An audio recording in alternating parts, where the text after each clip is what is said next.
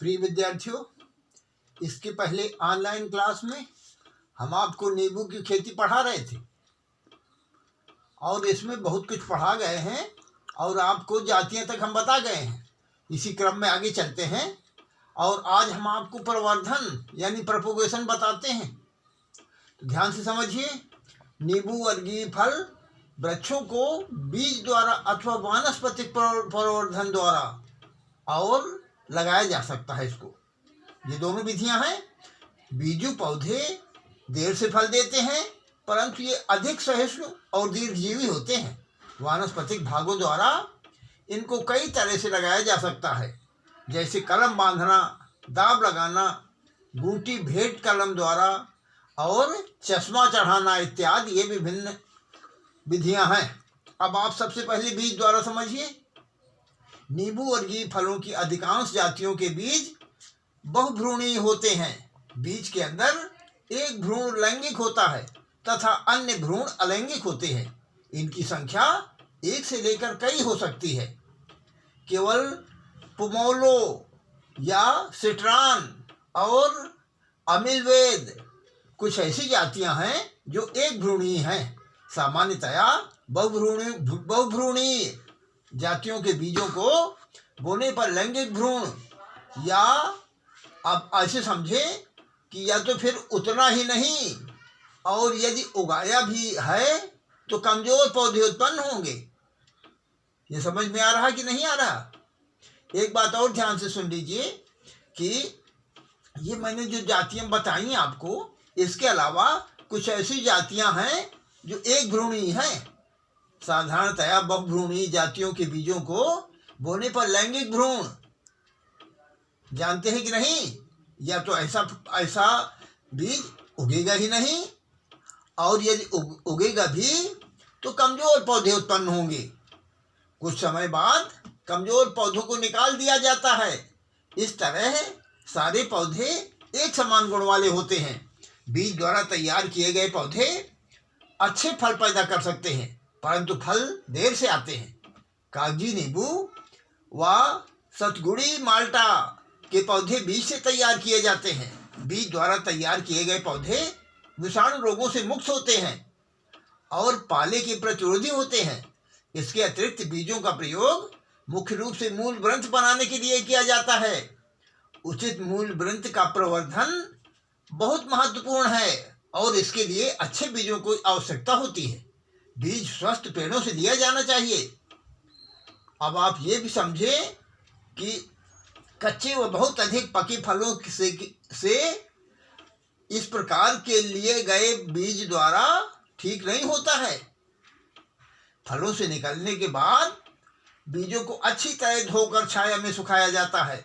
धूप में सुखाने से अधिक दिनों और रखने पर बीजों का अंकुरण क्षमता कम हो जाती है। यदि कम पौधे उगाने हो तो आप ऐसा कर सकते हैं कि बीजों को स्टील की ट्रे या बक्से में उगा सकते हैं। परंतु जब अधिक पौधों को उगाना है तो क्या करना पड़ेगा जानते हैं? बीजों को जमीन में बोना ही ठीक रहता है। बीज की क्यारी को पुरानी नींबू के बाग से दूर रखना चाहिए। अच्छी दोमट भूमि जिसमें सिंचाई का उचित प्रबंध हो बीज क्यारी के लिए अच्छी होती है। बीज सैया एक ही जमीन पर कई वर्षों तक नहीं रहनी चाहिए। ऐसा करने से पौधों से अधिक रोगग्रस्त होने की संभावना बढ़ जाती है। बीजों को बसंत ऋतु में ही बोना अच्छा रहता है, जब भूमि तापमान 12.7 डिग्री सेल्सियस से ऊपर होता है तो बीजों का जमाव शुरू हो जाता है।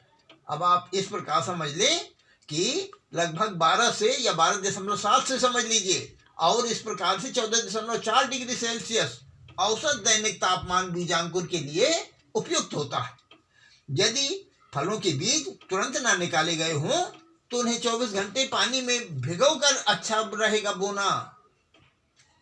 बीजों को क्यारियों में 2.5 सेंटीमीटर से दूरी पर 2.5 सेंटीमीटर गहराई पर बोना चाहिए। बोने के समय भूमि में काफी नमी होनी चाहिए।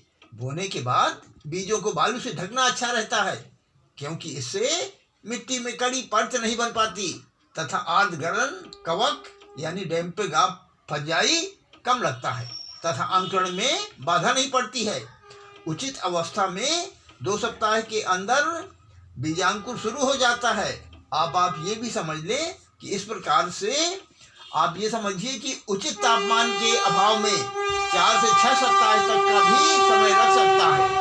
नर्सरी की देखरेख में सबसे आवश्यक चीज यह है कि पौधों की अर्ध गलन यानी डैम्पिंग ऑफ से रक्षा की जाती है।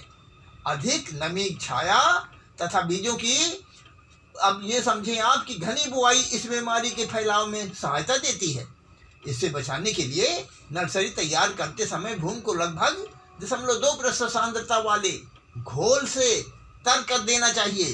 बीज को भी थायराम या आप ये समझिए कि कैप्टान शोधित इससे करना बहुत अच्छा रहता है। जब पौधे 9-10 सेंटीमीटर के हो जाते हैं तो बीमारी का प्रकोप कम हो जाता है।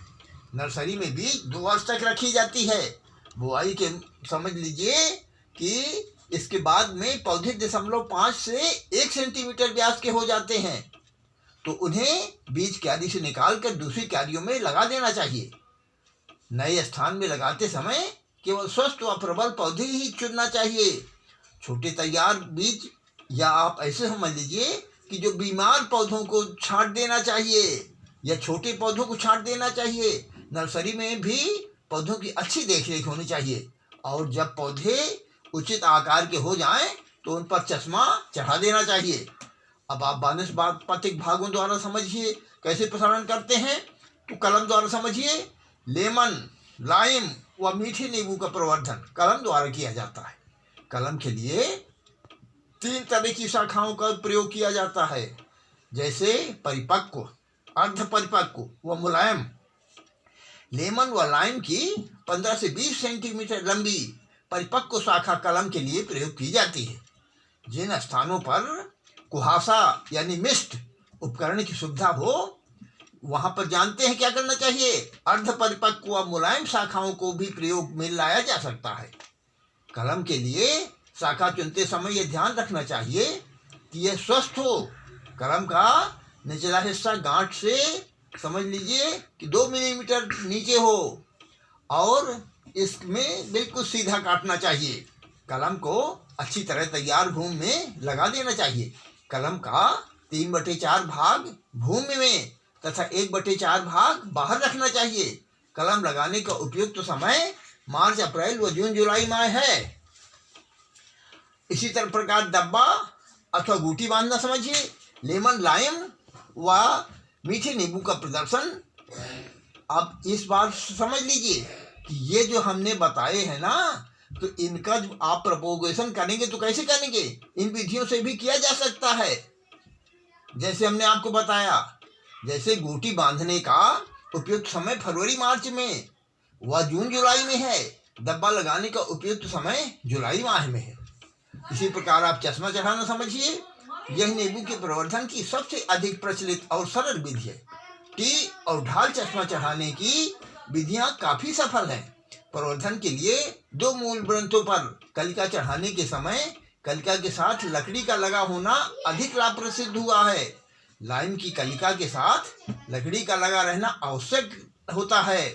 जब साकुर डाली यानी कच्ची हो उस समय लकड़ी का लगा रहना आवश्यक है, परंतु परिपक्व डाली से लकड़ी रहित कलिका चढ़ाने पर 25% अधिक सफलता मिलती है।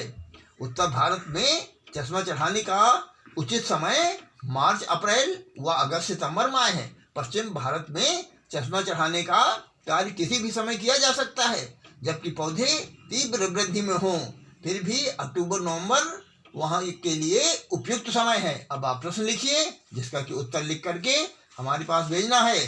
तो लिखिए, नींबू की प्रवर्धन की विधियां लिखिए। धन्यवाद।